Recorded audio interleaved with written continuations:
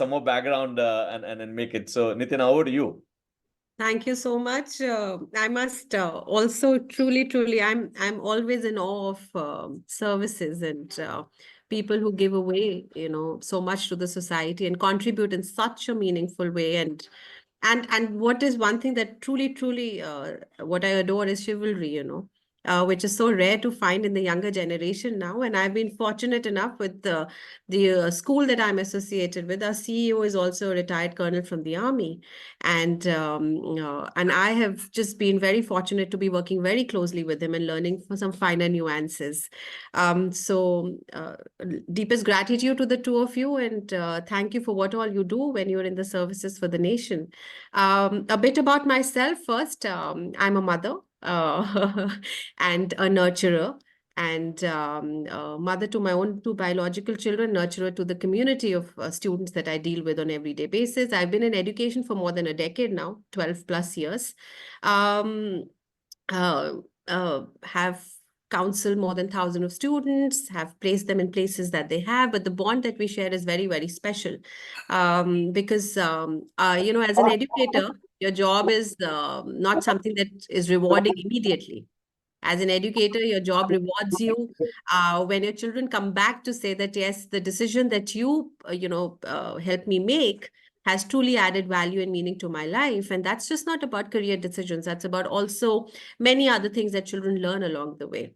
So that's a brief introduction to myself. And I hope, and in this session, I'm absolutely looking forward to learning from the two of you as well as we engage. So yes, that's about me. Lovely. Thank you, Nitina. I was about to again say sir. So let's Brigadier Jayant, over to you to give us some more background and some color, sir. Okay. You see, today when I come onto such platforms, you are seeing Brigadier Jayant Tiwari, Shaurya Chakra. But the life has started. My father was also in army, and he's no more. And I keep telling people that I was a very normal person, normal human being, a very simpleton, very introvert. I feel even today I am very introvert. I was very close to my parents, very close to my village. I still maintain my very serious links with my village, with my farms. And from there, I graduated. I went to the college, and I ended up joining army. And this, of course, very pertinent question when it comes out at why did you join army and this and that. But the life, of course, the purpose in the life or the way life turns, it is a series of events. We keep evolving at every stage. That is how I also got evolved. And of course, the backdrop was with the culture in which I had grown, the Fauji culture as a Fauji brat. And of course, we remained balanced. And I joined Gorkha Rifles. I'm from Gorkha Rifles. That was in 82. I got commissioned after 1.5 years training. And one went through areas and how life shaped in the army. I think those things will come out differently. I love being with nature, certainly. Any time which is there, I get full solace sitting close to nature. I think that gives me ultimate peace. And that peacefulness actually gives me a lot of ideas. And every issue which I have dealt in my career of 4 decades, I always tell people that there is nothing complex. Anything, you just put it down onto your personal relationship within the family, how we take decisions, they're all similar, even at the strategic levels. Because the moment we are not able to decide something, it is complexity created by us. Otherwise, they are all simple. So I try to bring it out, everything so natural into that perspective, down to the earth, to the family values at the village level, and then I deal with the entire problems. And this has been, of course, crux. Of course, thinking on specifics to this strategic level or whatever it is, that's a different domain. I did my courses with the International Coach Federation. I'm a certified coach that way. I did something behavioral interventions and thought process, all those issues. So I'm at it. I try to be with people and engage with my own experience and awareness. So it's a good journey. Thank you. Thank you very much. And that's a career spanning 40 years and always evolving and being curious to learn the next thing. And a decorated officer, very privileged to be actually hosting this. So why are we here today? I think if most of us already know about and are familiar with homeClass. So what homeClass is doing, it's creating some content across and creating learnings for shaping the minds. And as we have the topic today, shaping young minds, as the educational landscape evolves, homeClass continues to lead the charge in providing insightful guidance to students in navigating their academic and professional journeys. I think shaping your minds is a very interesting topic, and I'm quite privileged to host this. And as an introduction and background to me, I'm Ashwini Kapila. I'm responsible for a business development of Get Setup. Get Setup is one of the largest platform of aggregating senior citizens, older adults, or active agers, as we like to call them, to come, learn, share in a peer-to-peer format with each other, and effectively learn and enjoy the best years of the life of older adults. And I think I have two very eminent speakers or eminent professionals among us. I'll kick this off by introducing Nitina first, as the only lady on the panel.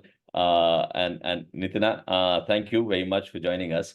She's the she's the head of the Career Guidance Center at one of the very well-known schools in Noida, Shiv Nadar School. I think we are all very familiar with the name and the brand name. She brings more than a decade of experience in education and career counseling. With your expertise, Nitina, you've been guiding students towards a fulfilling academic career and professional decisions or professional choices that they like to take. So I think you're one of the perfect people to have on the platform to talk about how the current environment of education allows you both empowerment and explore yourselves and your strengths. Going on to a very decorated gentleman on the platform and as a speaker over here, Brigadier Jayant Tiwari, a Shaurya Chakra awardee.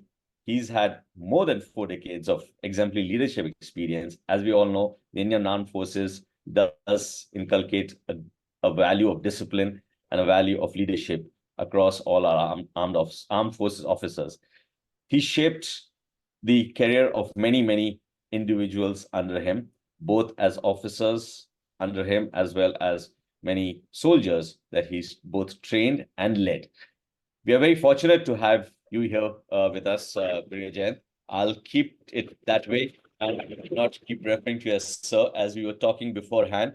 Yes. So over to kick this off, and I think since we started off with the introduction with Nitina, let me ask Brigadier Jayant the first question about what was the inspirational value that guided you towards. And I think a lot of our audience and viewers would be keen to understand what thought process went into your head when you were choosing a career in the Indian Armed Forces and you were there for 40 odd years, including being awarded a Medal of Valor. So, sir. Okay, hi, an excellent day to everyone who is there on this platform. This is a question which, when I came on to the domain where I started attending some talk shows, and people ask me this question that what inspired you to join Indian Army? And those are the times when I started thinking about this question. Actually, it never appeared as to why did I join Army? So, why I'm making this into the perspective. The life is a journey and series of events we keep experiencing. And whatever inputs which comes to us, they are very important in our everyone's life. It shapes our destiny because that is what boils down to your thought process, your behavior, your character, your action. My father was in army and I was naturally blessed to be in that sort of an environment. I think that environment had played a role to a great extent in getting inspired by the code of conduct, the cultural, the ethics into the society. Secondly, my parents, today, when I go back to 50 years almost, I feel that they always, keeping that family values, intact. And I remember one small incident when I was in class 5, my father was posted in Babina. This is a station next to Jhansi. And in those days, the class teacher used to tell sometimes write a letter to your father as to what you want to become in your life. This was very standard. I know things, formats might have changed today. And we all wrote. It was in Hindi. I wrote and we all submitted the notebook.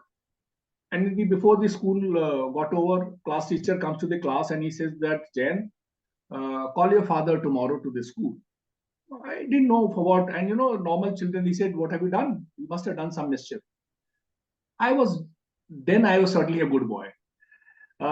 So I came back, I told my mother. She also asked me a similar question, but I think she had a lot of faith on me that I was basically a good boy. I wouldn't have done anything. I said, I don't know why teacher has asked. It never bothered me. Today, when someone asks, and when I think probably these questions come to my mind, but that time I think I was very pure. My father also came and asked me, he said, Pitaji, they've called, I don't know for what.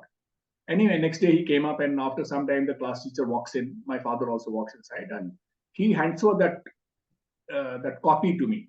And he said, read. Then I realized that something related to this was there. And then I opened the notebook and I read that letter to father. And the gist was something that I want to join the army as a soldier. And I want to serve the nation. And the important line, which was for which my teacher had called, I said that I want to, even at the cost of my life, I want to live up for the nation. And Ashwini, let me tell you, when you ask this question, my thoughts, I can think today that it was never existed as to why did I write this? Why did I write this? I do not have an answer. So when you ask me, was it that you are passionate? I do not want to say that I was passionate. Sometimes children say, I want to become this.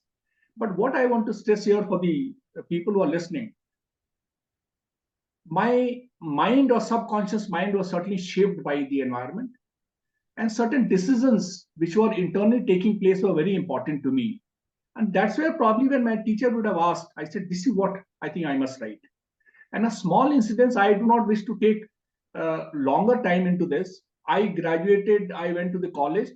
When I was in college, before joining IMA, I was actually hell-bent on doing a research work in microbiology. I used to read a lot of foreign authors that time. I was very good actually. And I wanted to do, post-graduation, I wanted to do research. That was my absolute clear mission. Now, where did this army figure? When I was in the second year of my graduation, one day a call came up, in my mind that why shouldn't I appear for army?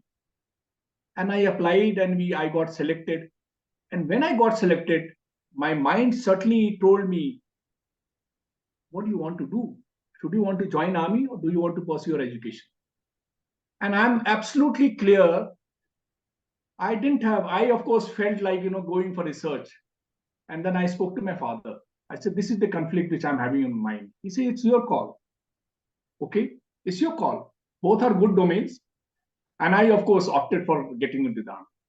And it was a wonderful, I think, not that I would have, probably been in the same focus, because the mission or something, somewhere the devotion was there to serve beyond yourself, to find a cause for something else. I think that's why I wanted to do a research work in the microbiology. I think that sort of alignment purpose today was based on the cultural value system in which I was building up. So that is what I want to put it across. Probably that took me to the army. Very, very interesting way of decision making. And I think those days the choices were far limited. And the professions like career counseling, which Nitina you will address, and you'll able to help all of viewers and participants, including all of our speakers as well, including me and Brigadier Jayant, is that decision making needs to be in a structured way. What Brigadier Jayant did was probably, it was structured, but he didn't realize it was structured enough.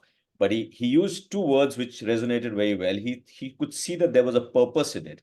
And that purpose between microbiology choice and pursuing studies and army was probably similar, which was nation building or nation serving. But there was a more attraction towards doing it via wearing the OG uniform versus via pursuing education. how in today's world, when education itself is evolving in so many formats, and home class is an example where education is being delivered more through a tech solution versus formal classroom teaching. How do young minds, and where does career counseling come into the picture in articulating or even helping today's generation to kind of come to these decisions? What profession or what should they be choosing? And mind you, I'm sure that professions also are evolving so fast that every 5 years, some profession is just, or 5 or 10 years, is just disappearing because of some intervention of technology, or yeah, some intervention largely of technology, whether it's manufacturing or whether it's any other form. So over to you, Nitina, to give us how career guidance programs help students explore their interests and find an answer. Thank you so much. That's a wonderful question, and good morning to everyone who's listening to us today. And thank you for taking out time on a Saturday morning.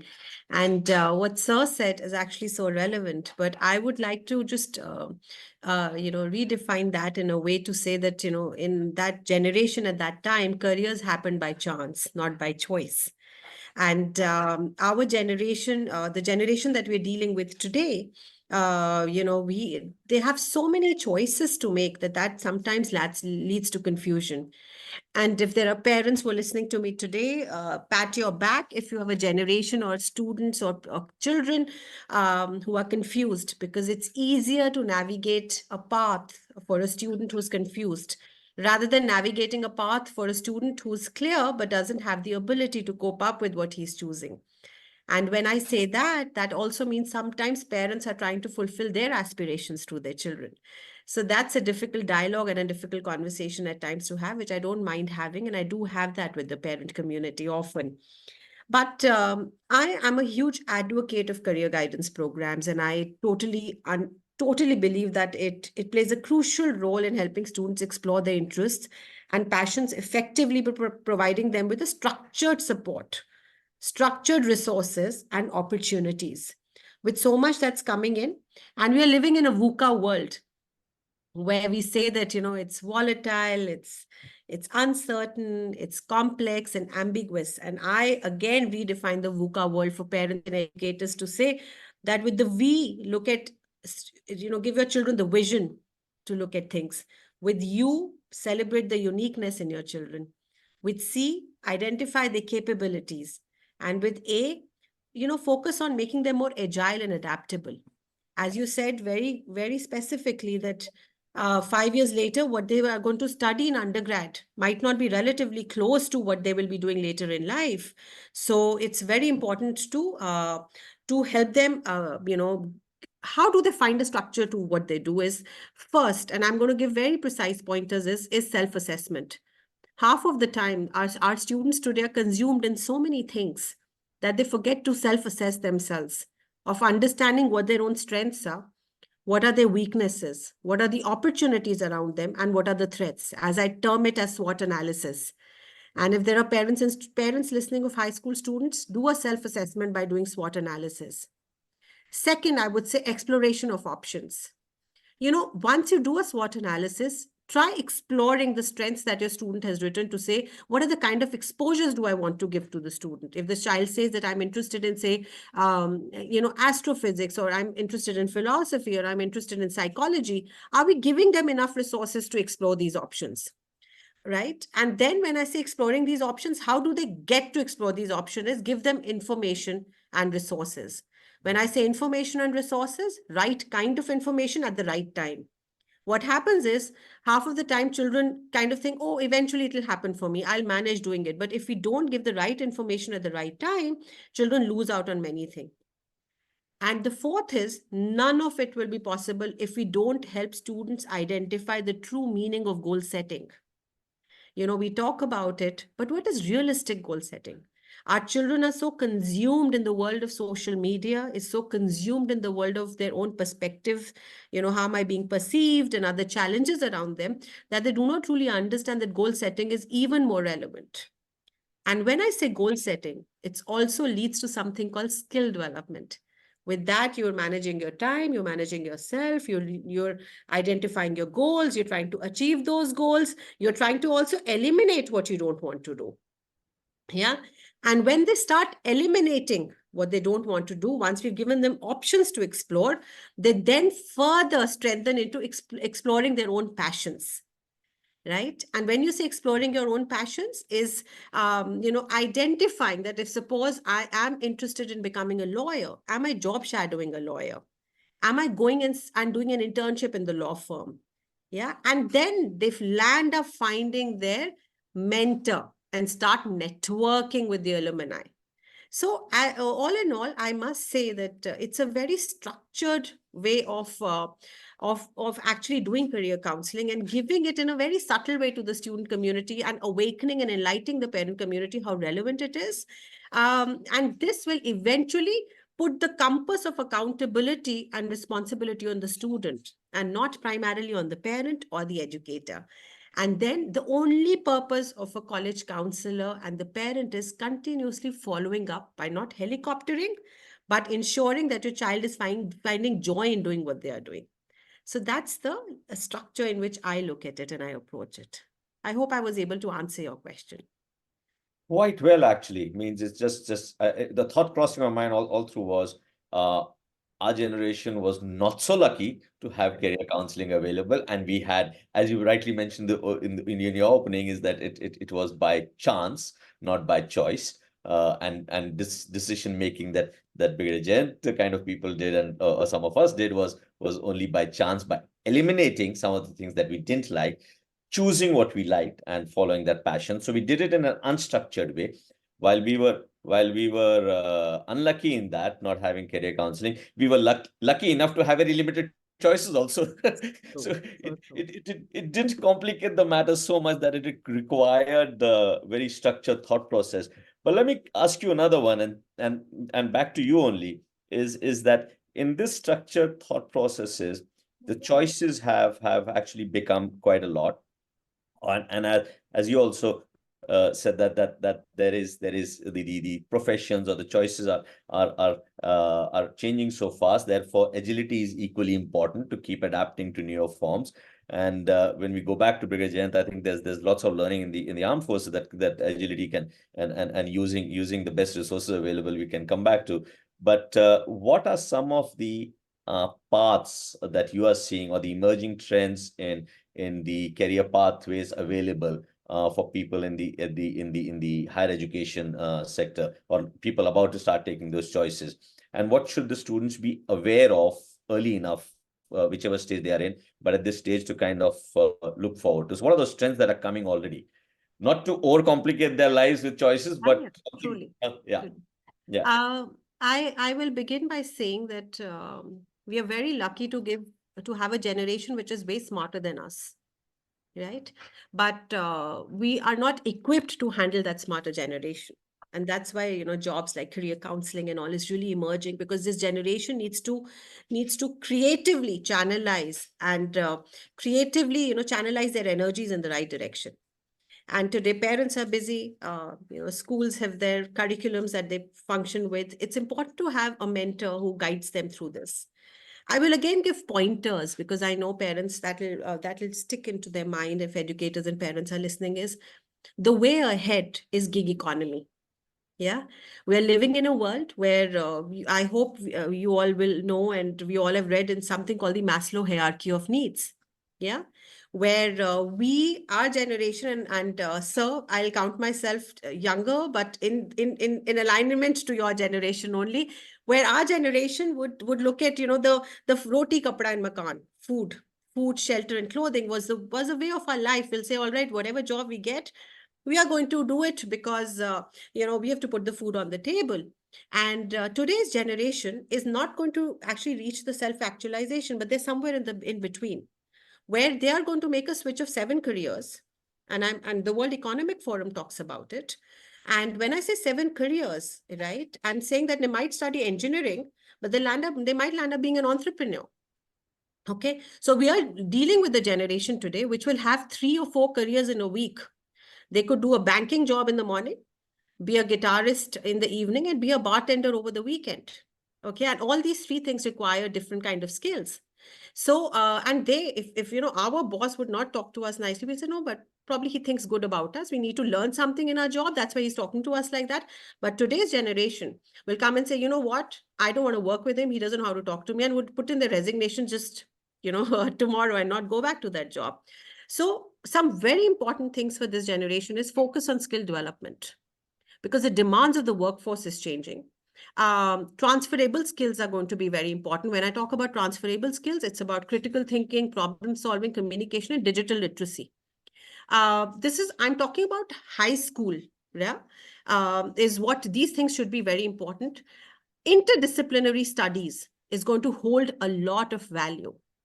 Today, if you say an architect, by just doing his course, will understand what he needs to give to the client, I will beg to differ here.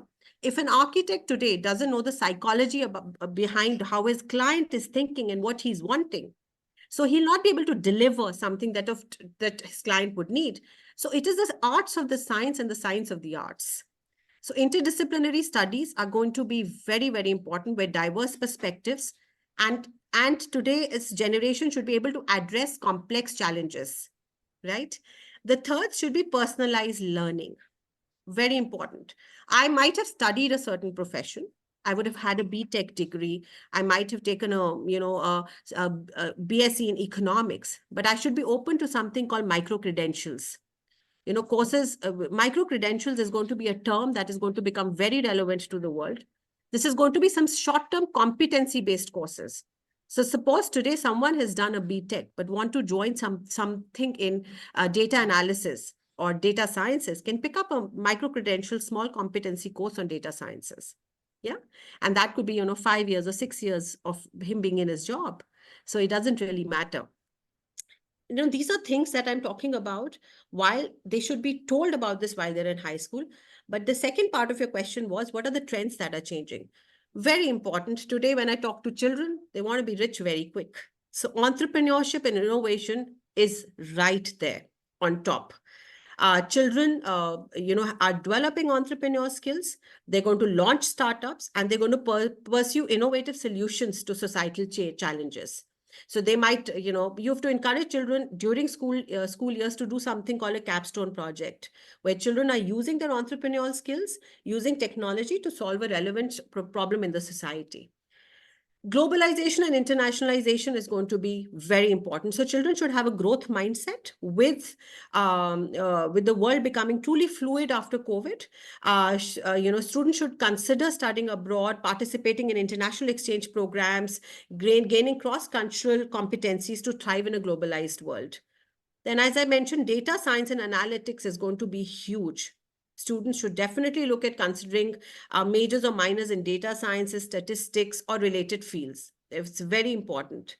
Another very important thing, and before the session started, sir and I was having this conversation, like how computer science, was very relevant at some point, and is still relevant with AI, ML coming in a big way. But today's generation is also making a huge shift towards sustainability and environmental studies, where children are very, very keen to save the environment and the planet. So environmental sciences is coming up in a huge, huge way.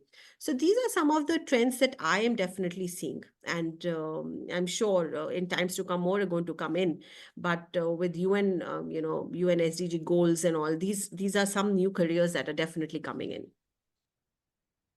Thank you, Nitin. I think quite well laid out, and at what it could resonated again with me personally as well a lot, because you said 7 careers. I just made a note of that. When I was growing up in banking, somebody told me we'll all have at least 3 careers. There, I'll ask Brigadier Jayant to kind of chip in.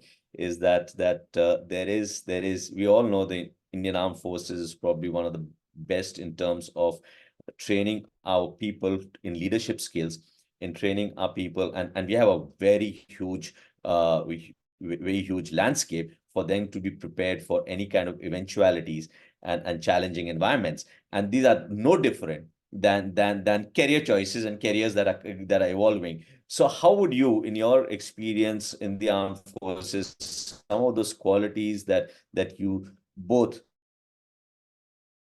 noticed developing in yourself nurtured among some of your juniors and people that you led in the forces, and the action that for which you even got awarded? What were those subtle skills? And now that you know your own daughters have grown up and are choosing careers and evolving, I'm sure those are thoughts that have crossed your mind many times, and you kind of would like to articulate that. So help us with that. What are those skills and what are those qualities that people should have? Okay, it's a wonderful question in the context what we are discussing today, and beautifully what Nitina actually gave out the full form of VUCA. It's so beautiful, okay? Because army functions. What happens when the entire system collapses, and not only system, when the governing minds stop functioning, they call army to come and operate. Okay, so that's the platform on which we are called to stand on. That is what, in a normal terms, we can use it on the VUCA platform. It's all volatile, ambiguous, okay, uncertain. You can name all those wonderful negative so-called terms, but army is called to stand on that, and we really love to stand in that environment. And I'm trying to correlate with that unstructured or volatile or vulnerability, the number of options. I'm trying to link there. So the audience which are listening, I'm only wanting to say that listen from your perspective. When army stands there, I said that we enjoy, because I know that I'm called only after that. When things are okay, no one remembers army. But I'm called, and what happens? I need to maintain absolute peacefulness. People talk today that you accept, some negative thoughts are coming. People say that don't push it away, accept it, and dwell or empower something which is more positive to yourself. These are normal phenomena, and that is where probably army has been there, that we accept it happily, that today is the time that I was training for. I've been given a chance. So much of difficult environment, and I create a challenge that I need to prove this is one day which I have got a chance. So what I'm wanting to say, that peacefulness has to be there, and all qualities we build.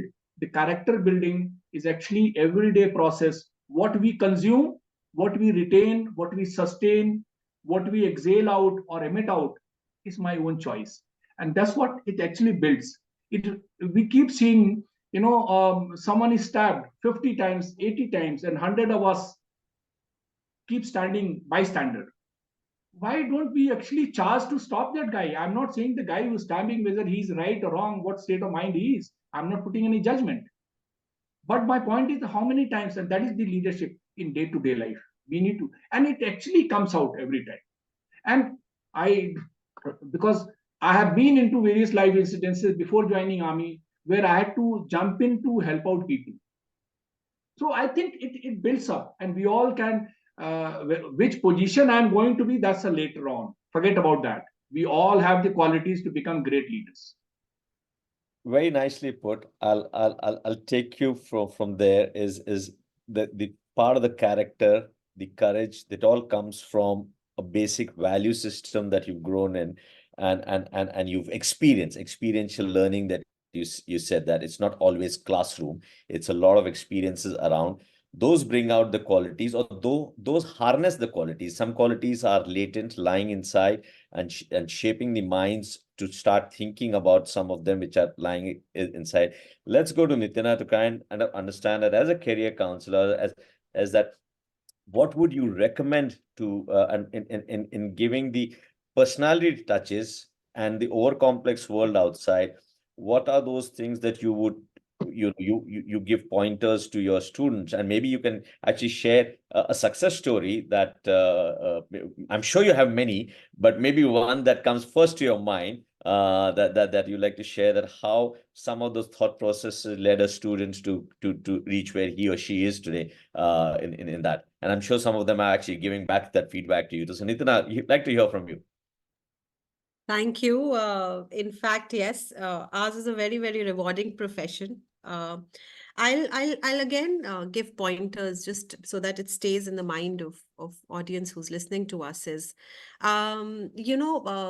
children today are they have a bubble around them. And I'm talking about, uh, it's a bubble that they create around them to say they're highly aspirational, less realistic, and they want quick money very quickly. So all of this is, you'll have to somewhere nudge them to, burst that bubble, but it cannot be from a point of authority. It has to be from a point of collaboration. It has to be from a point of conversation. And here is my submission to the parent community is, first, create a very non-judgmental space around them, a very non-threatening and a non-judgmental space. And that's what I try to do in my office all the time, is because the entire world is judging them. Social media is judging them. Their marks are judging them. They themselves are judging themselves. Yeah, at home, there is a parent, making comparisons and doing many things. So there has to be a space which is safe for children, which is non-judgmental and non-threatening. And if as educator, we understand how to define that space, we are doing a huge service to this generation. The second is very important, is set realistic expectations. Children talk fancy. They will always take you through of, sometimes they're unaware, sometimes they're aware, but you have to set realistic expectations for children. Sit down with them, have conversations on regular basis to understand where you're first, also while encouraging them, addressing their fears and concerns. Yeah, very important, because sometimes, in life, when we look at our own selves, when we are in our 30s and our 40s, and it's our time to put the food on the table for our family, the choice that we make to either react or respond to a situation goes back to all our childhood days, of how we were, in our muscle memory, were we trained or counseled, or how did our parents reacted, in situations. Those are impacts that we have. So it's very important that we help students understand that. Yeah, and we tell children that there's always a way to react, not react, but try to respond to a situation. And if you keep, kind of talking to students about that, it does settle into their mind. Again, another thing, which, because we are in a very competitive world, in lack of a better word, we do not want to redefine failure for our children. We say, "Arey, khatam, fail, marks hi nahi aaye, useless." And I always say, how do you define fail? It's like your first attempt in learning. Okay. When you fail, take it as a fresh chapter to say, this is my first attempt in learning. FAIL is not about failing. It's about a point where that could be a point for a parent and an educator to promote self-reflection in a child. Where there are 2 points to that self-reflection, and I'm very pointer-driven person, is how is the child's inner universe aligned with the outer universe? If even people are judging me, questioning me, how is my inner universe, my inner world that's in my heart, aligned to the outer universe by the choices that we are going to give and make for our children? While they fail, are we promoting self-reflection through mindfulness? Are they in the present place and point when they're supposed to be? Okay, because today's generation's capacity to be in a certain point is very less limited, not more than 7 minutes, let me tell you. I hope our audience is not getting bored, because 7 minutes is the longest concentration span that they have, and we've just been talking. So thank you for that. The other thing is an attitude of gratitude. Until we do not train our children to be grateful for what they already have, they will never be able to see what all is required to be done, because they'll always be complaining, they'll always be sulking, they'll always be saying, oh, this could be better than that. But if as educators, as someone who is bigger in that relationship with our children, that the world of tomorrow needs healers, we need leaders with heart. With technology that's doing everything for us, everything will be, you'll have someone who even giving you company through AI to say, if you're getting bored, you can have a conversation with an AI, and you'll have an evening which is well spent. But nothing can, replace leaders with heart, to understand that it's it's just not about IQ, which is your intelligence quotient. It's also about your EQ, your CQ, your TQ, and your SQ, with your EQ being your emotional quotient, with your CQ being your cultural quotient, with your SQ being your social and your spiritual quotient, and with your TQ being your technological quotient. I think as a leader, one must understand that all these quotients are very, very important in the world that we are waiting for. And we don't know what kind of world ahead we are waiting for. So we just need to get ready for it with joy. Nice, actually, quite encouraging. So I think all of that well said. We're actually getting some questions both online as well. So I'll maybe take one of them and maybe ask. It's more actually towards Brigadier Jayant, is that some of it I think you've already answered in the characters, but this one's specifically asking for what characters are built and how it helps in a post-defense career. And I think that's about both of you. And it's when you address the post-defense, maybe Nitina, you can address in kinds of employers that you deal with or you've kind of guided to it. What are they looking for? Because if there are going to be 7 careers, then transition has become something very important to be used to. And I think Brigadier Jayant has transitioned very well from defense to a post-defense career. So to you first, what are those qualities, or what are those characteristics, or what are those have that helped you in your post-defense role? Okay, this is a very interesting thought. I think we all face, whether I've transitioned from army after almost 4 decades to this. And today's time, probably the mind keeps working. What should I do more? On what else I should do? Where should I invest? Or should I do this or not do? So what is happening? This phenomena must exist. And what Nitina was also mentioning, or sometimes I also mentioned, that confusion. But confusion is not that I do not know what to do and help me out. No, not that confusion. Confusion is what you are wanting to seek more. And you are wanting to, and that seeking is what? Today we say change creator, innovator. Okay? Even when we talk about diversity, DEI or something, they all have the propositions of changing, vulnerability, challenges. And when we are actually wanting to move from one particular portion, whether it is career, whether it is position, like I have transitioned. When I transitioned, one option was that I could sit down and enjoy my life, play golf. Second was I had put up to take on to some jobs, but just before joining, I declined them.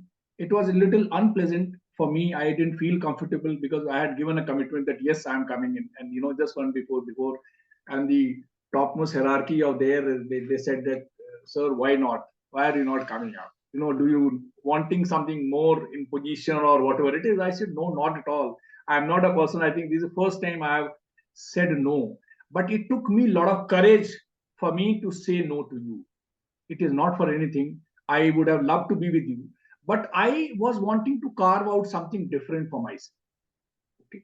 Something different. Not that I wanted to create an effect in this society and create a name or something. I was actually trying to explore myself. Today I say that if they ask me that, what are you wanting to do? I said, I'm actually trying to know myself. I'm trying to find myself. People say that how funny it is. At 60 years of age plus, you're wanting to search. I said, yes, I'm exploring myself. I'm creating challenges. I'm loving being in a confused status. Okay, it's not that I'm confused. Okay, I'm wanting to learn and know more better so that I could interact with people and the qualities which are important. I will go back, and I'm a very strong follower of that. Experientially, I'll again add to that the basic elements of those character qualities which we all say in our family, what it exists, what my parents had visualized for me, let me put it, whether I learned it or not, that's a different phenomena. What my parent, or I as a parent, or someone who's listening as a parent, what you want your child to be, these qualities, they are the qualities. In that, of course, I always maintain it, because I have realized that whenever one is there in a very disturbed state, the only option is to get back to calmness. And that's why people today, of course, talk the mindfulness training, meditation, and you can name anything, of course. And but I always see, because I felt it earlier times as to what I used to do it. And after my retirement, I'm reading mindfulness. I'm reading those questions. So my point is that the skills which are required is the same basic skills to be a good human being of the character. That basically that your purpose needs to be clear as to what we are doing. The purpose is not our entire education system. Pardon for saying that way. Is somewhere it is more goal oriented in the manner to earn something. There's nothing wrong in that, after all. It's perfectly good. After all, when we have to survive, we have to earn, and we have to earn decently to enjoy our life. Why not? But point is that what is my purpose in my life? What am I looking forward at the end game? Whether my job is part of my life, or life is part of the job. So that's the definition. When you have to, I'm not saying some days you have to slog, and we have slogged, yes. It is not that it does. I'm not suggesting that no, you do not have to slog for earning more. No, not at all. But I'm still very clear. When I come back, I need to devote some time here and there and something like that. So I'm reasonably clear into that, and that's where these character qualities come into play. That your purpose has to care. You need to develop your potential, and the third, which is very important, is the principles of course. That's where your value, ethics, morality, all these issues come into play. So the purpose, potential, and the principles are very important. They are actually, if you really see, the principles are basically character qualities. I'm not wanting to list out 1, 2, 3, 4, but I think we all understand. It is up to you. I think we can sit down and we can understand. So these are the qualities which have helped me out today in transitioning. I said, the same gentleman who had replied me 3.5 pages of letter, he was only, when I joined my unit, so he was 2.5 years senior, not too senior to me. You know what he told me? He's no more. He passed away in one of the ambushes. He died much younger in service. And he told that if you have to command, and I'm from Gorkha Rifles, they used to make a mention that the Gorkhas are emotionless people. They do not express their faces. You cannot make out whether they are happy, whether they are sad. So how do you judge whether your soldier is happy with your statement or not? And he said, to lead a Gorkha, you need to exist in his belly. Now, 20 years, 21 years, you are listening to such type of, I don't know what spiritual or what kind of statements. And he was also a young officer. He said, you need to exist in the belly of a soldier to lead him. He said that if he is married, you should know everything about him, everything about his wife, everything about his mother. How does he feel? How does he behave? He will never feel hungry. You have to tell him that now is your lunchtime, okay? You must be feeling hungry. It might sound a little funny to the people listening, but we had ustads who used to train us in drill that parade structures, and they used to tell how beautiful those jawans used to be. They used to say that gentleman cadet थकता नहीं है, gentleman cadet को भूख नहीं लगती है, भूख इधर पेट में नहीं होती, इधर होती है. So you see, these are very small, and they are actually correct. When you are in a mission, you go days and days away. You don't feel hungry, because mind is actually played up in something else, and that's where your passion is there. But so that's where it is. I think maintain calmness, give credit, non-judgmental awareness. What Nitina was mentioning is beautiful. Most of our statements are loaded with judgments. I think one quality which one can do it is non-judgmental awareness. That enhances my consciousness domain. And that consciousness domain, I'm talking about that Vedanta principles. I think you start living in a very good world, and you can create any change after that. So I think these are the issues which I thought I must bring it out. No, nicely put. If these are the issues, or these are the personality traits, or these are the skills, or these are the valuable input which will come from Nitina is that what is the other side looking for? Employers, for example, or and and with 7 careers is established now, and I'm going to seriously keep thinking about it for a long time, even after the session, is that what are those things that employers tell you that they are looking for in not just the employees per se, but potential leaders of their organizations, because every organization has a responsibility to keep developing, nurturing the next level and the next level and next level. And like the armed forces has a very structured way and a very organized way of doing it, and so do corporates. They all. So what are those things that they're looking for, which we can kind of learn and prepare in our lives? So great question. And Sir just shared some really good insights. And I typically just love that you need to exist in the belly of a soldier to lead him. And that is so true. You have to invest in the people that are in your team. Until you are not invested in the people in your team, you'll never be able to grow into, completely, enjoy what you're leading. But a very valid question on the other end of the spectrum to say that what are the employers looking today with lot that technology is going to take the lead into. A lot of people fear that a lot of jobs are going to go away, but I must, bust this myth, and there are many myths around, is that while a lot of jobs you think are going to be taken away, a lot are going to be created as well. So don't worry about it. And the very important aspect of what employees are looking at is, a mix of three, which is technical skills, soft skills, and transferable skills. Now, how do you divide that? You divide that into, communication skills are very important. And when I say communication skills, I am not only talking about, you know, how you speak. It's also about verbal skills, written skills, and your interpersonal communication. It's very important. So and in school we are absolutely mindful, because we try to do a lot of mock interviews with students. We Because our students, today, you're talking about the world of work. I'll take a step back to say, when our students are applying to universities, they go through they go through group discussions, and there are some real valid points to say that there are some things that, a student should be mindful about, knowing where to pause when they are speaking.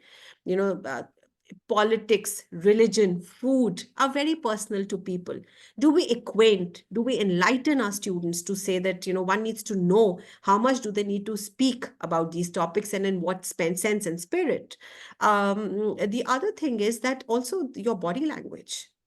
How are you conducting yourself? These are very relevant things. One is, of course, communication skills. The other is problem solving skills. Today, how the fluid the job spaces have become, how technology is taken into things. Very important to see that how are you critically analyzing information, developing creative solutions to complex problems. Very important. Your employer can see that you have an ability to have a structure to solve problems that are thrown at you.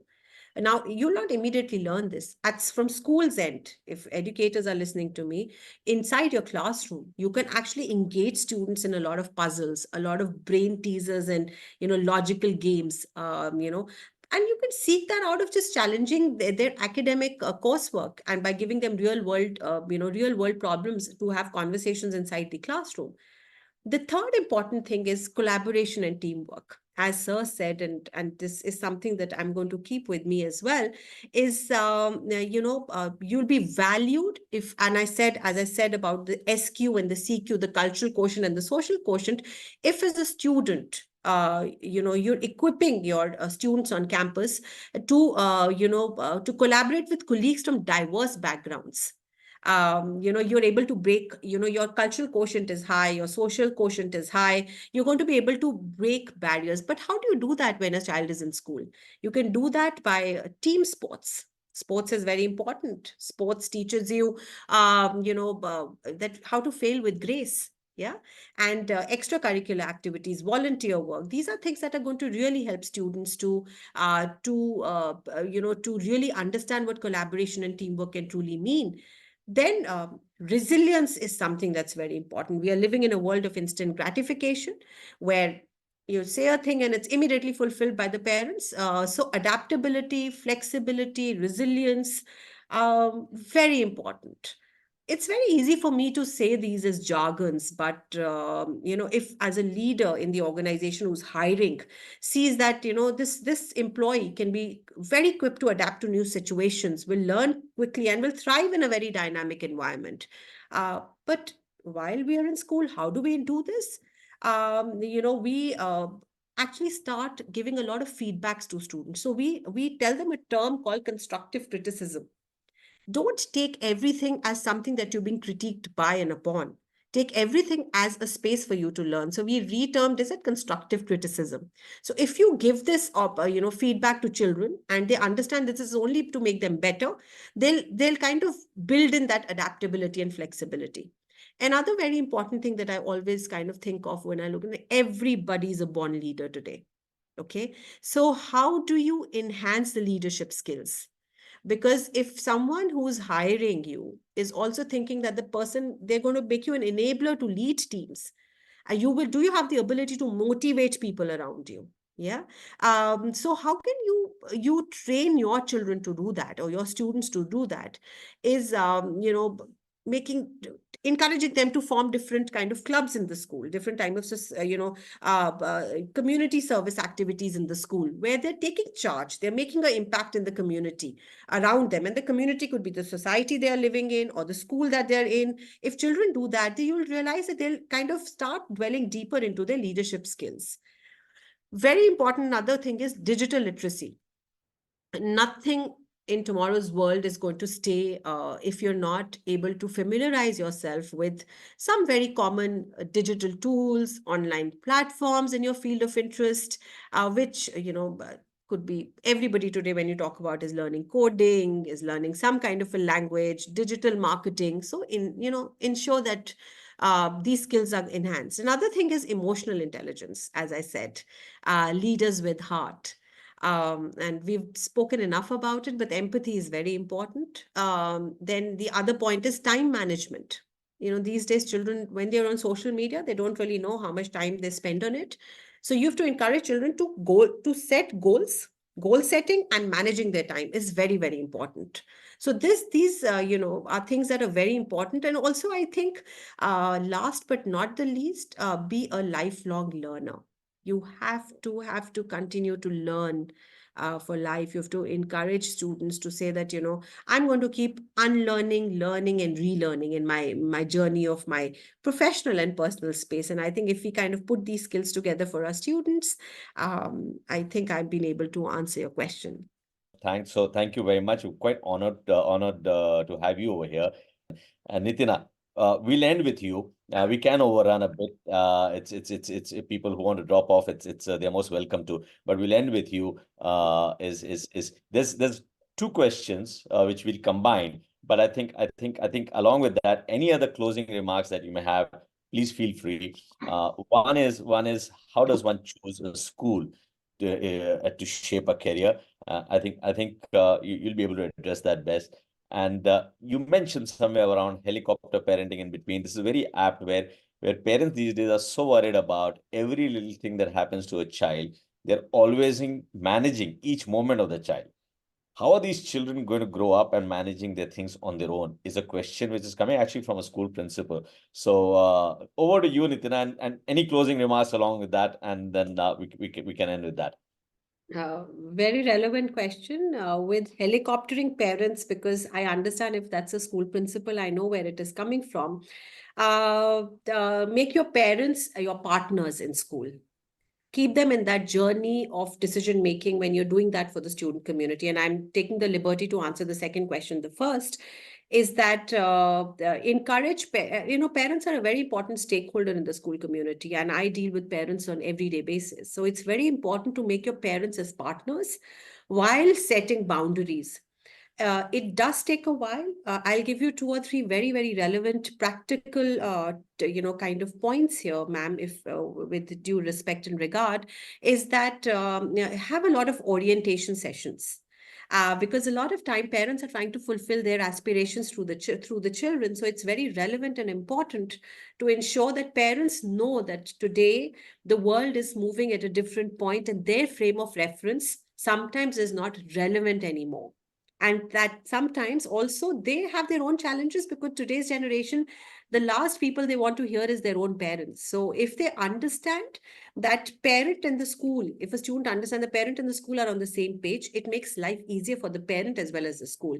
So, practical tips to that is involve your parent community to come and do professional sessions in terms of walk the talk sessions, where if a parent is from a certain profession, invite them to do a talk with the students. That's one way.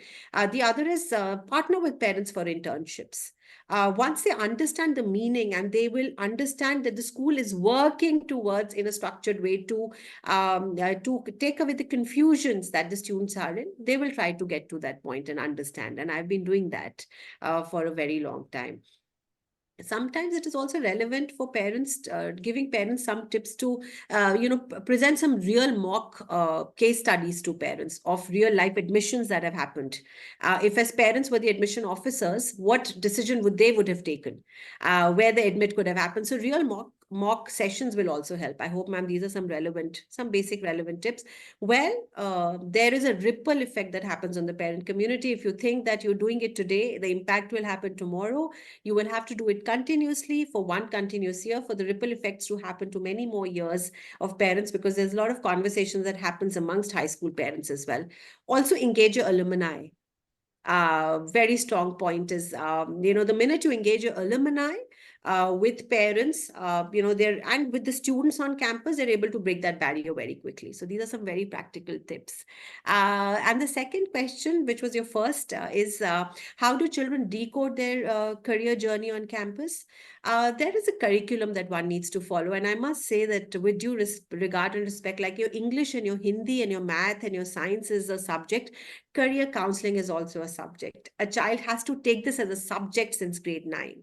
I'll leave you with the thought, and it's a very long answer, and you could write into me and I could share it. Is just give an answer to the fact that when a person participates in the Olympics, by when do they start preparing for it? Or when Sachin Tendulkar first played the World Cup, what age do you think he picked up the bat? So if we are looking at our best colleges to happen, the best careers to be transformed, and the best or jobs to be to be taken by our students, they need to begin from class 8 or 9. And there's a structured way that you go about it. It's about conversation, collaboration, communication, engagement with stakeholders, taking them through different things, SWOT analysis, who am I? So there's a lot of engagement one does for us to get to a point about saying that these are the areas the child needs the exposure in, and these are the areas that elimination can happen. We're saying that I don't want to do my sciences, or I don't want to do my social sciences and things like that. So yes, I would just like to leave it with that thought. No, thank you very much to both of you, and to Nitina on that last part, as the question about choosing a school. So I'm sure what you're suggesting is that as long as the school has something like a career counseling as a topic, it should be a one which can guide you through. And I think all those principles of guiding are always there. So with that we'll end today's session. I think homeClass, thank you very much for allowing all of us to share our thoughts on how shaping minds is important. We heard from two eminent speakers. Nitina has been career counseling for decades, over a decade. So that's important perspective coming on how to deal with these. Giving experiential learning came from Brigadier Jayant to just allow them to experience and allow them to learn on their own. Fail was a very nice word which you said. Allow failure, which is nothing but first step at involved learning, or first step at First attempt in learning. First attempt in learning. Fail is nothing but first attempt in learning. So with that, I'm also actually quite learned today. So thank you very much to both of you and to homeClass for a lovely session. Thank you very much. Thank you. Thanks a lot.